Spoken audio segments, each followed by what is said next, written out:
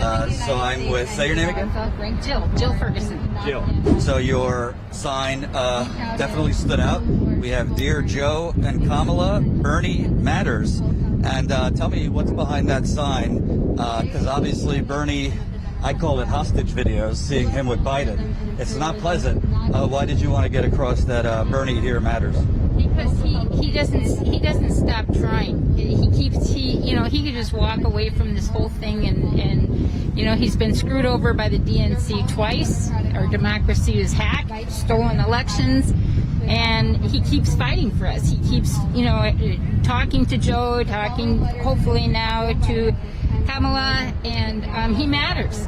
He's probably the only one in all of Congress and the Senate combined that really cares about we the people and repeatedly sticks his neck out for us. So he does matter, and I don't want him to just go away now that, especially now that Joe has got his VP. It's like all the attention now is on Kamala, and I just don't want Bernie to fade into the woodwork. He deserves so much more.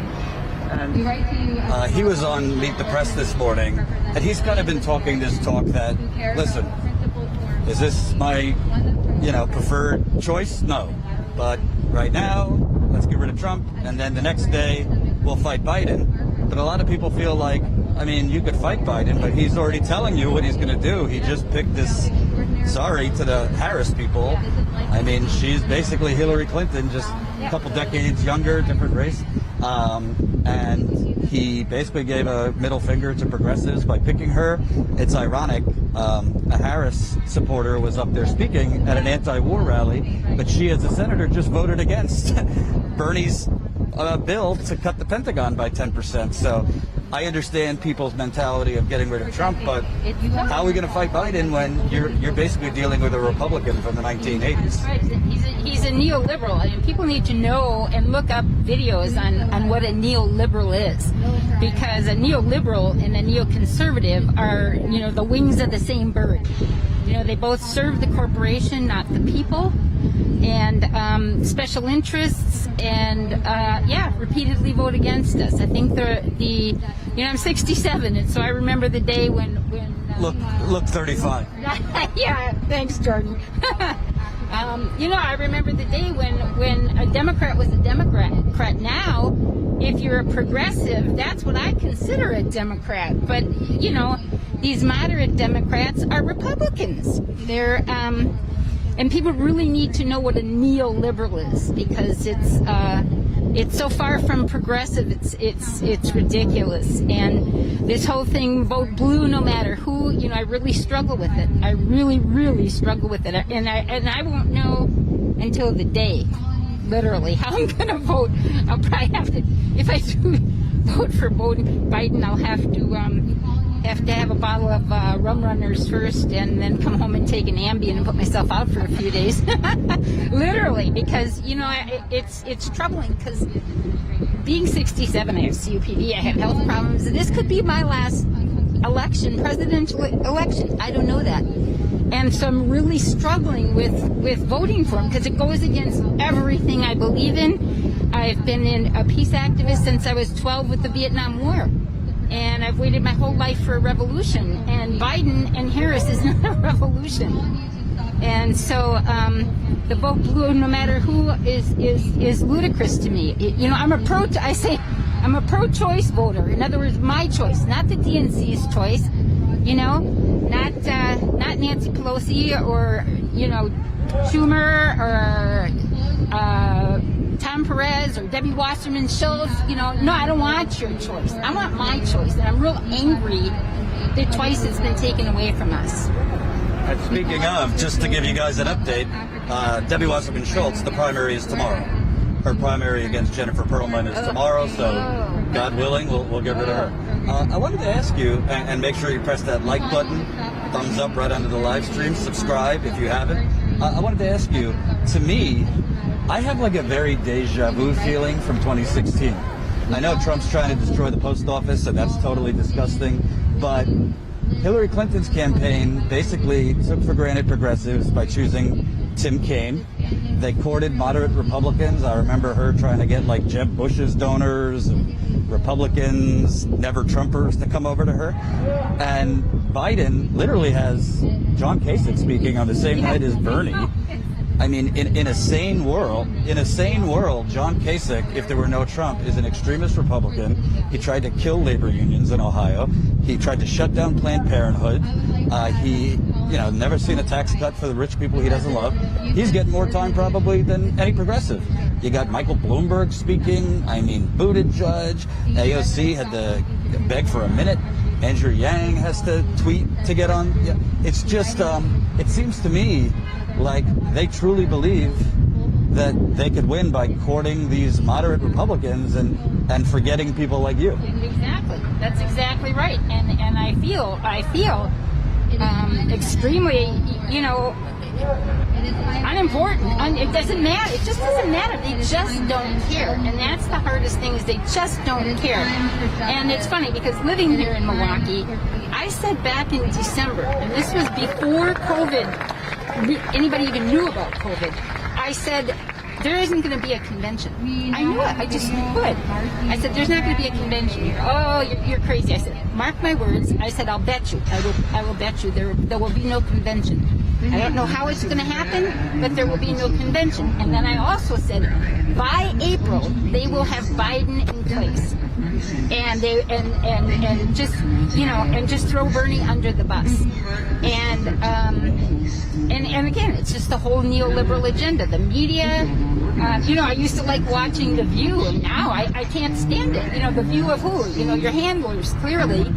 They threw Bernie under the bus every chance they could get.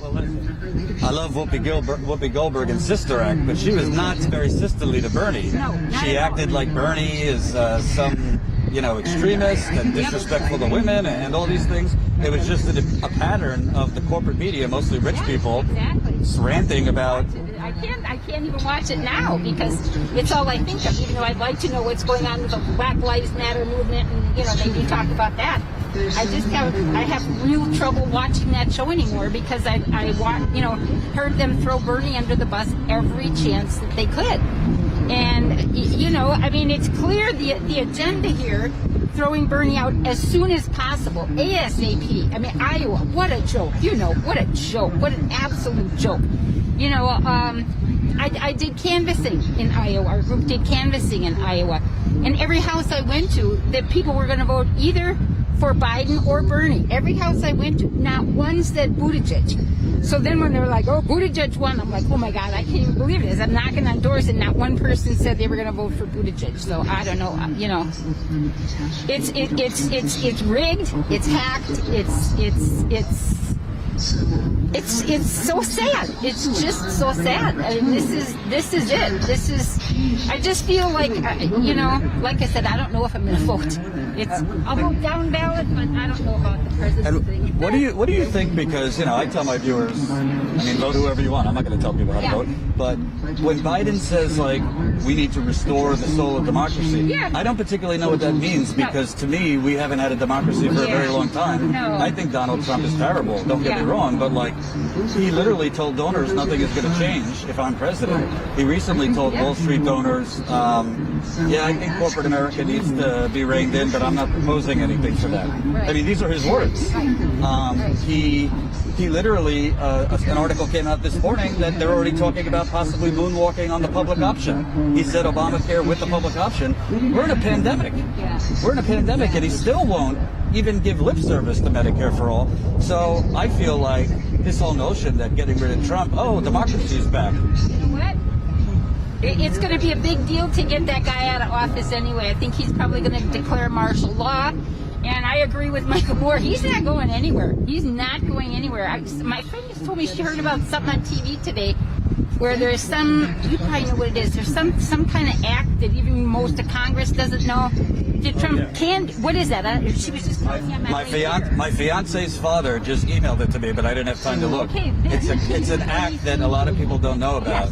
REA or something like that he could stay in. I have to, you know, as I was coming down here, my friend was telling me that she saw that on TV this morning. And so, no, I don't think he's going anywhere. I don't think he's going anywhere. I think that, you know, this is fascism. You know, people gawk at the word, no, you're crazy. You know, well, I may be crazy, but this is fascism. So, yeah. How many, you mentioned alcohol. If you play the drinking game to the DNC, how quickly do you think it would take you to die by hearing the words access and affordability? Access and affordability? Because those are the buzzwords that you're going to hear all week. Oh. We need greater access to affordable health care. So I'm thinking, you know, I'll be on the job, so I'm not drinking. Yeah. But if those drank, you're going to be hearing these platitudes all week. Yeah. It's going to be rants against Donald Trump, talk about we need to build access, build on Obamacare, all these things. But in reality, I think a lot of these jobs lost. They're not coming back. They're not coming back. I think I think that companies will learn to do more. The 1%'s already recovered from this thing. We don't know where the death count is going to lie, but I got to tell you, we're now headed on, I think, the third week since people lost that expanded $600 a week. I mean, I think this could make 2008 look like child's play. Absolutely. And you know what? 2008 didn't go as far as it needed to go. I'm pretty sure you know that as well. So we're so long overdue for that. So, you know, along with this virus, and like you say, so many people are not going back to work. They're not going back to work, and there's going to be so many foreclosures. And yeah, we're in for a world of hurt. We are at an anti-war protest. I know this is a dumb question, but do you expect anything out of Biden and Harris? Nope, but I'm going to keep on marching because I've done it since I was 12 with the Vietnam War. I made my first sign when I was 12 against the Vietnam War, and you know, I won't stop. And, you know, like you said, I thought it was real funny this time. I mean, you know, Biden talks about the soul of our nation. We have to restore the soul of our nation. Well, you know, how about you start here? You know, you're spending $1 trillion a year plus on wars. You know, how about you end the endless war? You want the soul of our nation? What is the soul of our nation anyway? What is it? I don't know. I haven't seen it. So, well, apparently the soul of our nation is overthrowing other governments and trying to dictate what they do. Sure. Just invading wherever we want for whatever resource they have that we might like to call our own. And, you know, it's just... this is a nightmare. You know, I say to my friends, you couldn't write this movie that we're all living right now. You know, I just don't think you could. And I don't see an end to it. I don't see an end to it. And when people say to me, "Oh, well, you better vote for Biden because otherwise you're electing Trump," and I said, you know what? I can't subscribe to that, and I can't do this blue no matter who thing. I can't, because they keep lowering the bar. You know, so who's next? You know, who's going to be the next blue no matter who? But I got a question. And again, like, people can vote however they want. Yeah, they can. I don't know. I was told about 200,000 times, this guy's the most electable. This guy's the safest choice. This guy will win in Wisconsin, and he's better. So why do they need the Bernie people if this was the safest choice? If this was the most electable? If Wisconsin, Pennsylvania, Ohio, they just want moderate corporate. Like, why are they voter shaming you if they kept telling people we're good, we don't need you? Right. Well, you answer that for me. I don't know. But I'm too old to be shamed anymore. Maybe a few decades ago, but no more. I have to stand on my principles and my beliefs and what I fought my whole life for, really. You know, environmental justice, social justice. You know, I don't think I'm going to be able to do it. I just don't think I'm going to be able to do it. And I'll vote down ballot. I'm not going to stay home because I still want to exercise my right to vote. But I don't see myself doing it unless I'm really heavily medicated. So devil's advocate, what do you say to the people who say, listen, nobody's, doing naked jumping jacks from Joe Biden. But Donald Trump is a unique threat. He's a fascist. He's openly talking about trying to destroy the post office so that we can't have. He's not hiding the voter suppression. Right. He's cheerleading it. Yeah. He's corrupt. He's this. He's that. Yeah. What do you say to people who say you are underestimating the threat? You know what I say to that? I think the DNC is an equal threat. This is the second time they've hacked our elections. They haven't let us, we the people. Bernie won by a landslide both times. There's no, I mean, I lived in California during the 2016 election and went to a bunch of his rallies there. And I mean, the stadiums were overflowing, tens of thousands of people inside and outside. There's no way Bernie did not win both of the elections. And there's no way that Biden is the better candidate than Bernie. They clearly don't want Bernie because Bernie's not corporate. Bernie hasn't sold his soul for the corporations. So they don't want him. They want Biden because Biden knows what it is to be in the White House, doesn't he? He knows whose drumbeat he's got to march to, and that's why they want him, because they want him in their day number one, knowing that he's on board with warring with whatever it is that the shadow government has him do. He's lock, stock, and barrel. He already knows what his marching orders are. So as far as his electability, I don't know. The guy can't seem to get a sentence out, even in his commercials.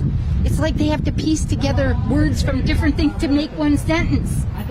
How's that going to work out when he and Trump debate each other? It's not going to be pretty. I'm not watching any of it. I'm not watching any of this on TV. You'll only be watching Status Coup. That's right. I love Status Coup. I've always loved Status Coup. Yes, I do. Absolutely. Hope you enjoyed that last video. Hop on over to statuscoup.com where you can sign up for our email list and become a member for as low as $5 to $10 a month. Membership is how we grow. That's statuscoup.com/join. And remember, join our email list so we can grow the revolution with you.